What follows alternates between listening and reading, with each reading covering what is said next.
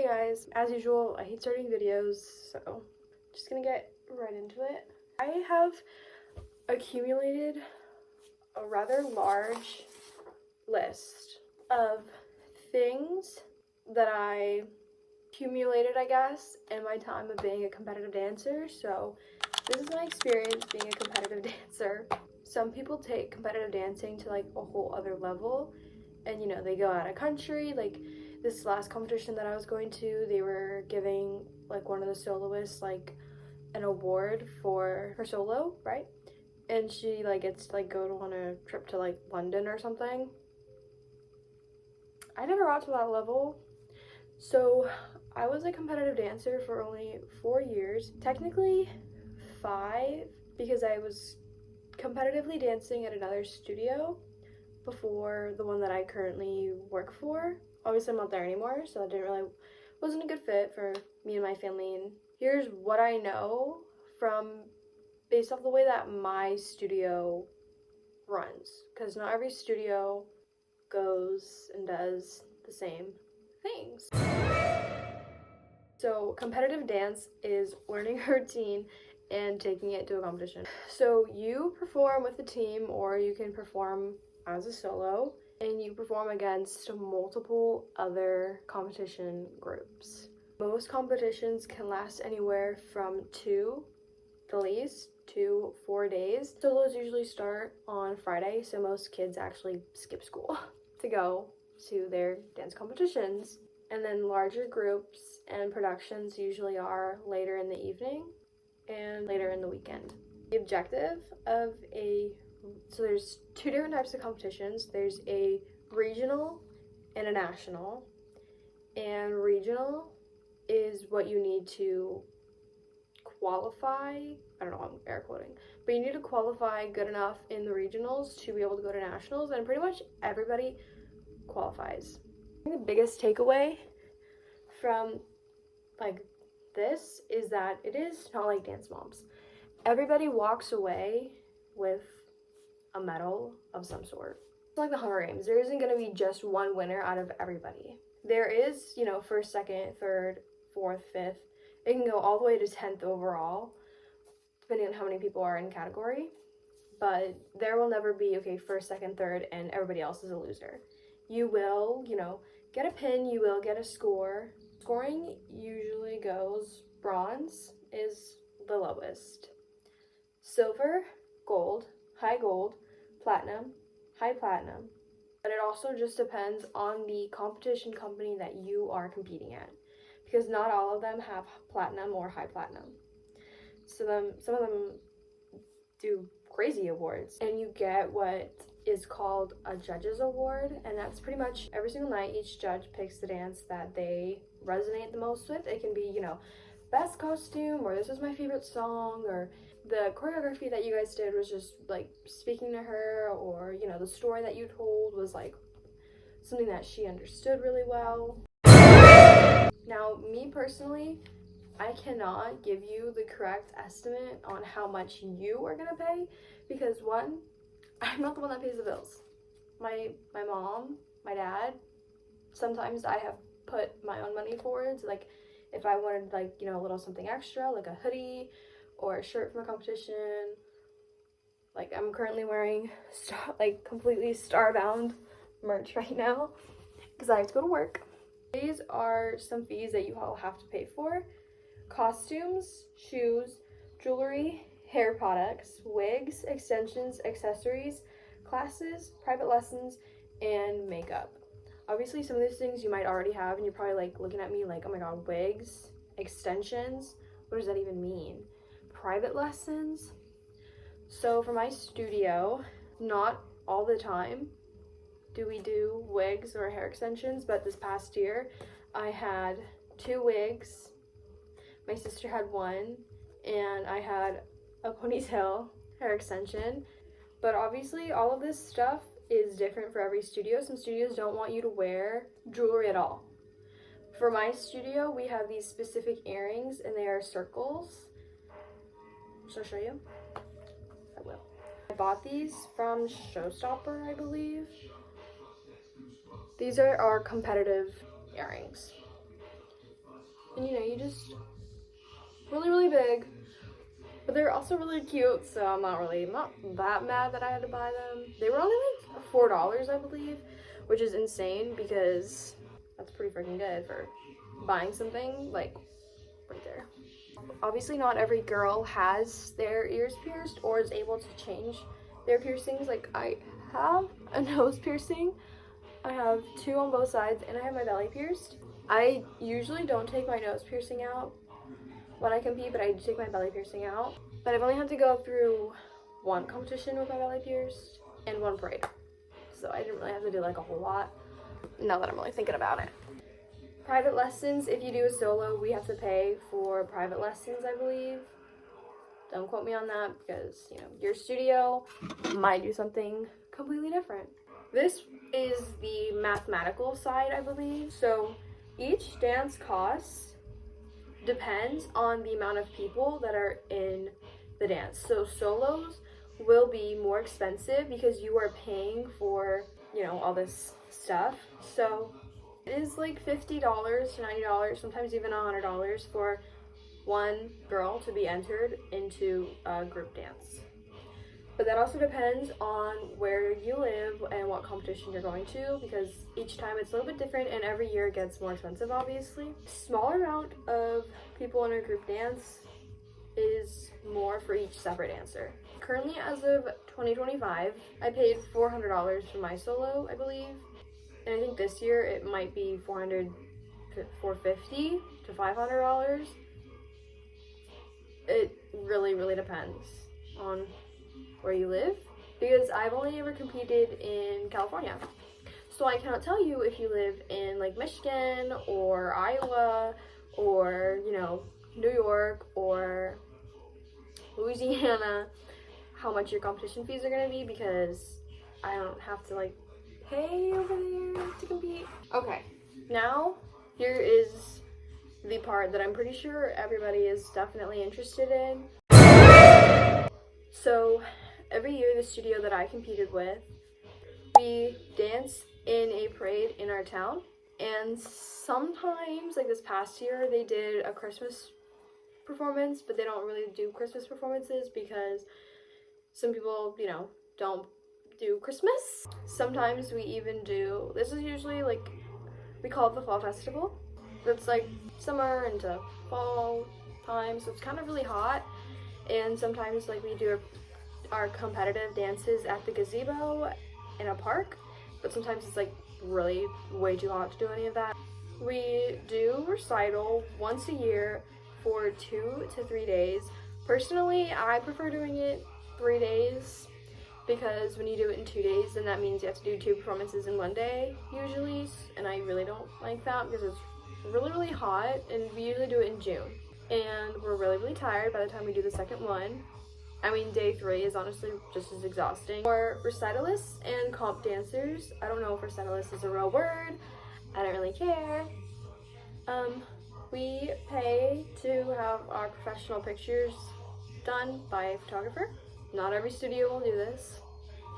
I think this last year, our studio owner took our solo pictures for us. Last day of recital, our owner hosts award ceremony, and she kind of like is like, thank you guys for being here, these are our dancers, and then she'll give like a shout out to like the 5 years, 10 years. She will also congratulate like the students. The school in my town, we have to do 40 hours of community service, and I got all my hours of community service by helping out at the dance studio, so she usually shouts out like the helpers. Oh, and she also does a Dancer of the Year award for the past like 3 or 4 years, I believe. And pretty much that's just like the person that she think it has improved the most, or, you know, was like, you know, helping out other people the most. She also gives awards to, or, you know, kind of like, you know, shout out to the stage crew and staff members that also work there. And she also, last year we had 3, me and 2 other girls were graduating seniors, so we all got little Leos, and it says my name with Powers Senior Dancer Class of 24. She's a little dusty because I had her over there. She also, every single year, she also picks a theme, and then she also sticks to the theme. So all the dances are choreographed based off that theme. So this year she did rock and roll. And last year's was Barbie, like Life in the Dream House kind of vibes. And, you know, she's done, like, you know, Disney. She's done some really good, really cool stuff. So kind of, like, more cohesive. It's really aesthetically pleasing, honestly. Now, out of the studio, you typically go to one or more regional competition and one national competition. It is not like the way Dance Moms does it at all. We personally do not learn our dances or solos or duets or trios one dance or 3 in 1 week or 1 day. We do not do that because that is really, really stressful, and competing is already stressful enough. But I will tell you, when the girls are crying, it really is real. We are really, really stressed out. Our national competitions are usually held in Lake Tahoe, except for last year. It was held at the Disneyland Hotel, which was probably the most insane thing. Going on like the lines of like the Disneyland thing, there is a group. So this was from 2018. The only thing that I have from that, really. So this company was called PDN Parade. I don't remember what PDN stands for, but in 2018 it was pretty much just a company that dance studios can get into contact with and sign up, and then your dancers will learn to dance, and you will be put backstage and you go over the dance a couple times. You know, you get a costume, you get shoes, you get your hair, makeup done, all that stuff. Not by them, usually by your dance teacher or other girls, because no parents are allowed backstage. And you pretty much dance down Main Street with a completely different company. This is my sister's because I don't know where mine is. This is the Dance the Magic company. But basically it's a company like this one, where you are like, hey, like, we put a dance in the parade. They send you a video of a dance, and then you learn the dance, and then you send them videos of your competitive dances, or just any dance in general, and then they pick what dance that they want you to do, and then you can do like a showcase in the theater beside Toontown. It's a huge theater. You get to go backstage. When we were there, we met Aladdin. Well, we didn't meet Aladdin. He was just kind of like walking past us. And I also met Mary Poppins, and she's like my favorite. I love her so much. Her outfit. Mwah. We also got a pin for Dance the Magic. It says like Imagination Campus, but I lost mine. I have no idea where it went. And with this Dance the Magic thing, we got to do the little mini photo shoot. Most studios make you buy cover-ups, like a jacket, or dance studio jackets, like this one. These are all categories that I briefly mentioned, breezed over, or haven't even mentioned really at all. Commonly comes with a lot of controversy, because a lot of people will look at, it doesn't really matter, honestly, it's really any female dominated sport. You look at the costume and you think that's really inappropriate. When I've seen men go on stage and compete completely shirtless with a pair of shorts on, but nobody says anything about that. Like, he is half naked, actually topless, and nobody says anything.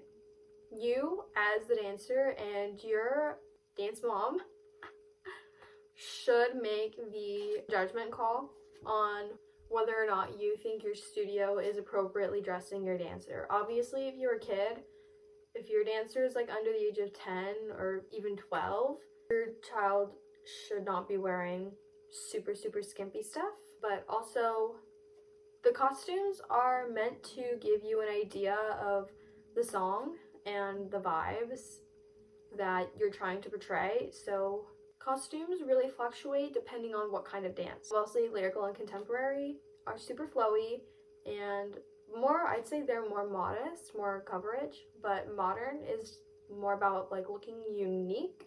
So it might be a 2-piece set, it might be, you know, 3 pieces even, versus like hip hop, like it's usually like jeans, cargo pants, baggy clothing. Jazz, you know, it's like a lot of feathers, a lot of lace, a lot of 2 pieces, flowy skirts, things like that. That's giving, you know, really, really sassy.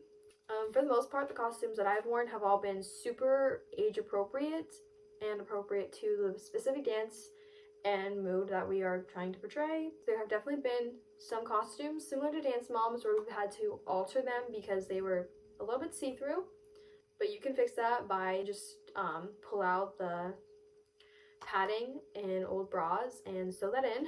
I had that done to one of my costumes. I would show you, but I don't know where that costume is right now. There is a mild to moderate no underwear policy. Now, that is probably the only rule that I don't follow.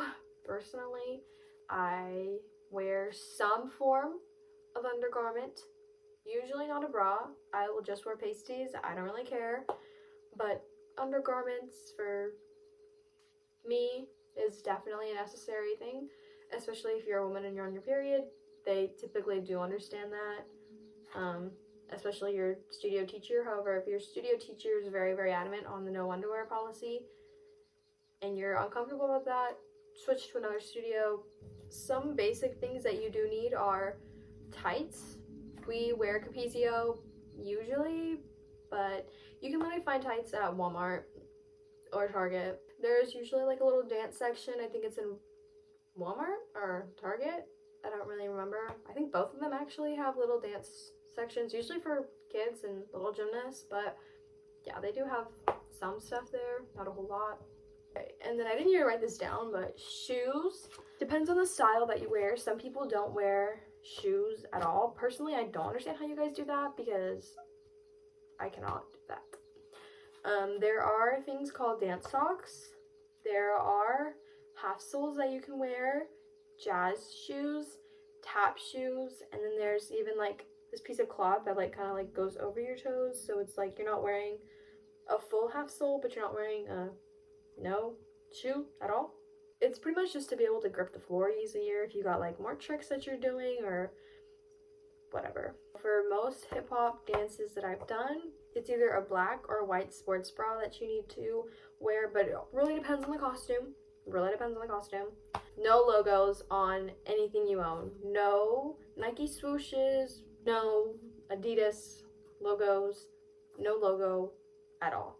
But it also depends on your studio, where you're dancing at.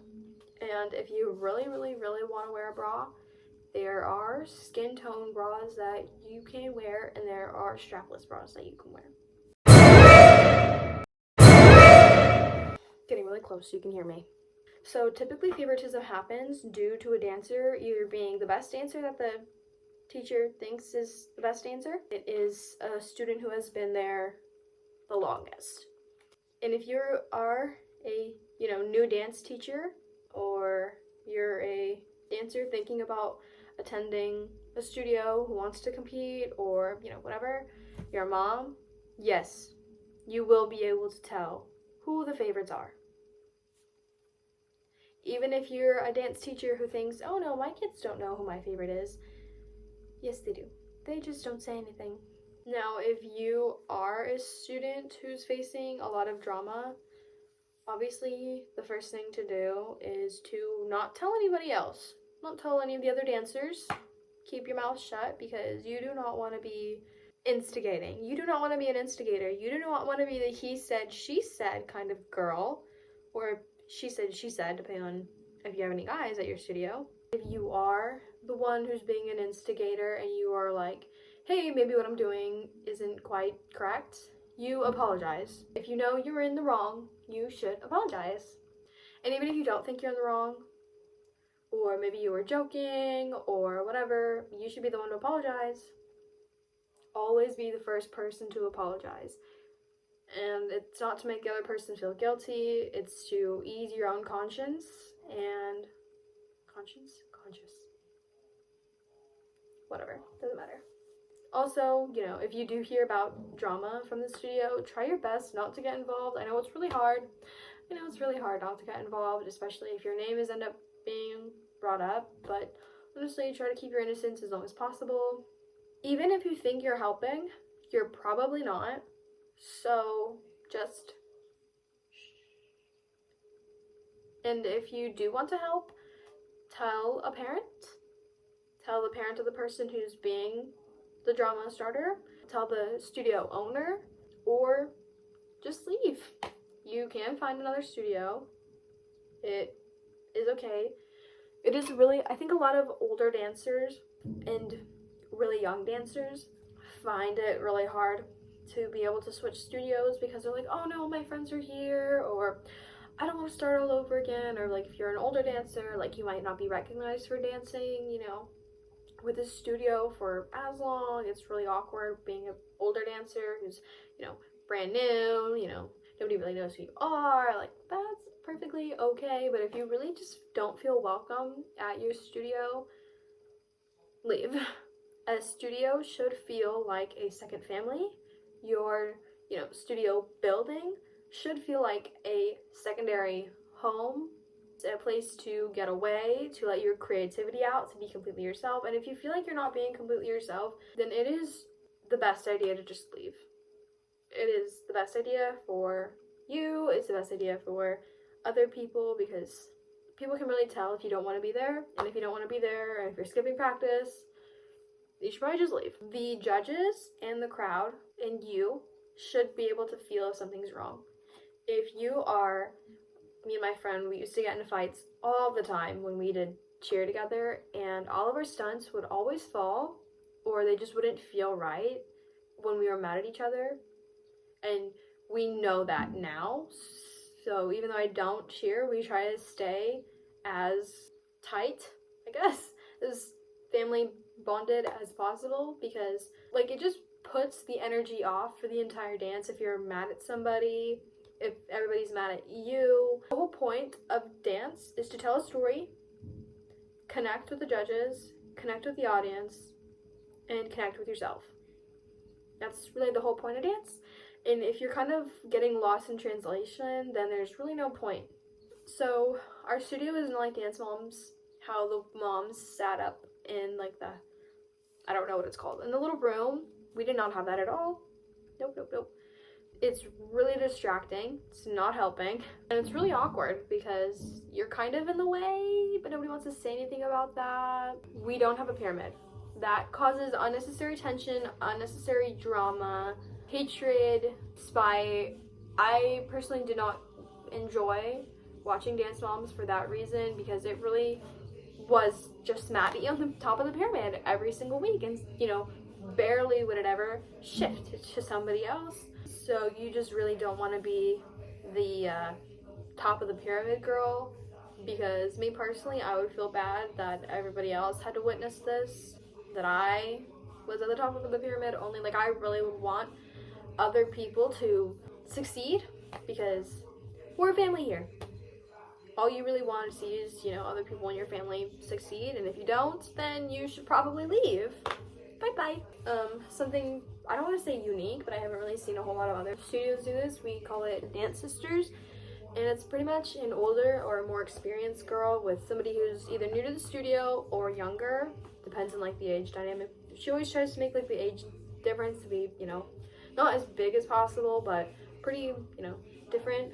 And then, you know, during our team practice, then we would just sit with our dance sisters, and we got to like learn about each other, welcome each other into, you know, a new studio, got to make long-lasting friendships. And really, it's so the younger dancer has somebody to look up to and aspire to become, just to help them like push themselves in that direction of greatness. We have something where the dancers can kind of group together. Only on the competitive team, they kind of group together, and they create solos, duets, trios, group dances, pretty much whatever they want, as many times as they want. I think 8 is like the maximum. It's a production, pretty much like recital, but everything is choreographed by a dancer. You can even ask an older dancer like, hey, could you choreograph this dance for me? And they can. Makeup and hair. Yes, the moms do makeup and hair. Sometimes, very rarely, does the studio owner actually do makeup or hair. I think one time my studio owner had to do my eyeliner. She wanted like a wing, but neither me or my mom know how to do winged eyeliner. So dance hall makeup is very, very intricate in the way that costume and the makeup and the hair match. Usually when we dance, our hair is done either in like a ponytail. I've had, a braid into a low bun. We usually do low buns. It really depends on the style. But you also need to keep in mind that if you are a dance teacher, if you do a bunch of forward rolls, then you probably should not be doing a high bun. You know what I mean? Or if you're like laying down on the floor with like your head back, you probably shouldn't do a low bun, because then it kind of looks really awkward. So just make sure that your hair is really cohesive with the choreography. The best dance that I ever saw, actually, craziest dance, was at Thunderstruck, my sister's most recent competition. It was called like The Witch or something. Oh my goodness. Such a good dance. And they had like their hair down. It was like crimped, kind of messy, but it was such a good dance. And the hair really, really added to like the effect of witchiness, insanity, whatever you want to call it. Another thing that we don't usually do is really, really intricate makeup. Last year I had to do little doodles on my face to replicate like a broken doll. That was probably the most makeup that I've ever had to like wear, and it was just eyeliner, drawn on. We also, as a studio, wear lashes for the older girls. Obviously you can just do mascara if you want to. Some studios don't allow you to like cut your hair really, really short, and some of them don't allow you to do unnaturally dyed hair.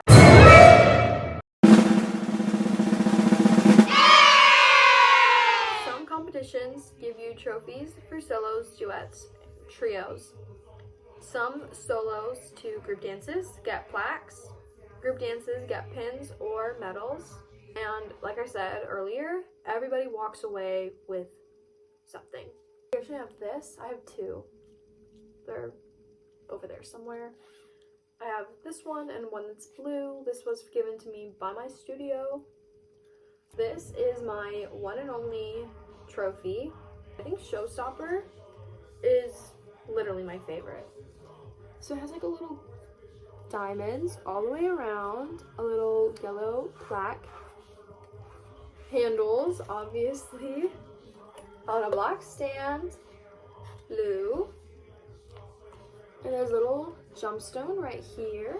I have a couple sashes. This one says Showstopper Graduate on it.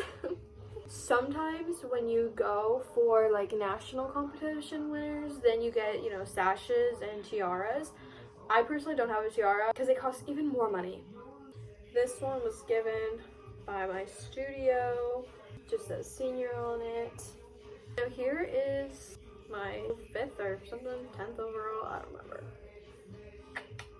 From Starbound, national finals top winner. Nobody else believes me, but I completely think that I was 5th overall because there's only 5 people in category. And I was like, it's really not that special. Like, it really doesn't matter that much, guys, but y'all can celebrate however you want. But there was only 5 people in category this year. So there's not much to be excited about when I got 5th overall. Like, obviously I'm gonna get 5th overall, but there's only 5 people. So that's what I mean. Everybody gets an award. Now here is a special award, Fueled by Passion. Can't remember what dance this was for, what this was from, but this is a judge's award and we had to purchase this ourselves. These are all my medals from Showstopper. This pink one is like my favorite. She's so cute. Matches my outfit. This one is gold and it says high gold. It has little diamonds all the way around. This is the first medal that I ever had. Starbound. And it says high gold also. This is StarQuest. StarQuest. This says platinum. Starbound. I got this and this for the same thing. I think. I was really sick this day because I just got back from Disneyland. This is from Thunderstruck. I love this one. And it says Elite High Gold. Regionals 2024. This is the first ever plaque that I ever got. Oh wait, no. This was the first ever plaque that I ever got. Oh wait, no. This is the first ever plaque that I ever bought, I believe, and I think I had to buy this. So this is what my vibe jacket looks like. I have it separated. So these with my name, obviously your jacket might look really different, but this is how our jackets look. So I always put the pins underneath my name. These are all the ones that I earned from competitions. All of these are all Starbound pins. Then I have Thunderstruck, Showstoppers, Revolution, and then Headliners. I actually have another Revolution pin, but the back is missing. All the ones that are over here with the clapboard, that's like the company name. And all the pins that I put over here were all given to me by the teacher. I have 2 point shoes. This pink one was from getting my pre-point, and then this one right here is from getting my actual point shoes, and this pin and this pin are both from being a student helper. Now the pins that are down here are the ones with the clips. I don't particularly like them because they are super big, bulky, like literally it takes up so much space. Obviously, if you go to other competitions or you live in a different state, then you will have different competitions available to you. But I think Starbound is the most commonly found one. Okay, something to keep in mind when you are doing awards is that it can take a long time because it can take anywhere from 20 minutes to an hour. To be placed in a group, my studio, we host tryouts. So we try out for the team every single year, and aside from trying out to be on competition team, we also try out to be on lyrical, cheer, hip hop, and then the teacher handpicks which dancers she wants to be on that specific team. I've pretty much done everything except for tap. Actually, I was like really bad at tap until like a year ago. Once in category, to know what age group you're in. So every style has different age groups, and usually the younger kids perform earlier in the morning, and the older you get, the later you perform. There's beginner, intermediate, advanced, and elite. And advanced can also be called teen, and elite can also be called adult. You add the ages of every girl and then divide that number by the amount of girls. Or if there's, a guy, then yes, his age is added in there too. Like if you're 16 and 10 and you're doing a duet together, 16 plus 10, 26, and duets have 2 people. So it's 26 divided by 2, so then you'd be competing in the age 13 category, which is pretty much like the direct middle. I completely forgot about like props until like a few minutes ago, but not every studio does props. Last year we did Barbie, and every girl got their little Barbie box to stand in. That was an insane dance. And here are the big takeaways. Teamwork. That's something, you have to learn unless you're competing as a soloist. But when you are working in a team of like 5 or even like 3, you learn, patience, how to work well with other people. You also learn discipline. There's a lot of work that goes into being a competitive dancer, like constant conditioning. You have to have classes every single day. Sometimes you have to do it on weekends. Time management.